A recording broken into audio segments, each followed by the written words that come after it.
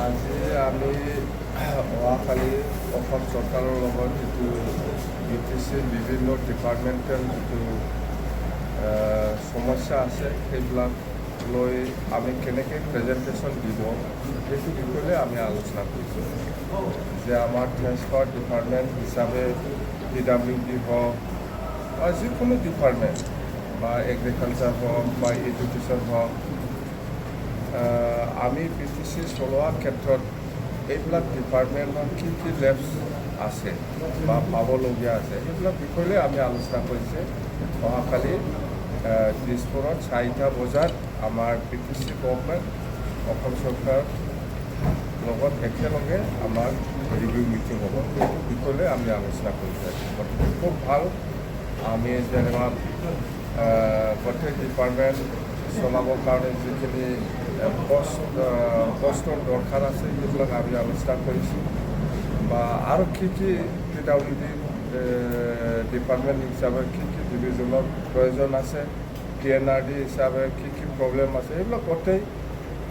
39 ডিপাৰ্টমেণ্টটো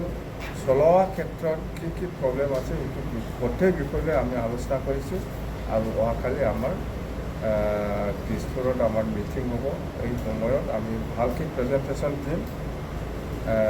সেইখিনি গোটালৈ আমি আলোচনা কৰিছোঁ বেলেগ একো নাই CMCRটো থাকিব আমি যিমানটো জানো CMCR থাকিব চিফ ছেক্ৰেটাৰী থাকিব আৰু ডিপাৰ্টমেণ্টেল অফিচাৰসকলে থাকিব চবে আৰু আমাৰ BTCৰ পৰাও প্ৰিন্সিপাল ছেক্ৰেটাৰী ফাইনান্স বা গোটেই আমাৰ যিখিনি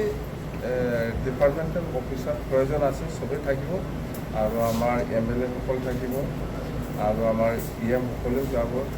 সব নাযাব আমি 10-12জনমান যাম এইখিনি কথা বহুত পোষ্ট খালী আছে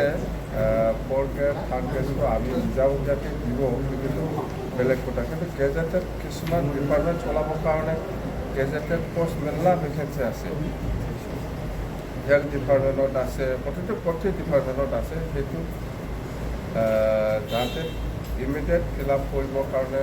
অসম চৰকাৰে দায়িত্ব লয় সেইবিলাক এপ্ৰিচিয়েশ্যনটো আমি অহাকালি কৰিম সেইখিনি কথা দেই থেংক ইউ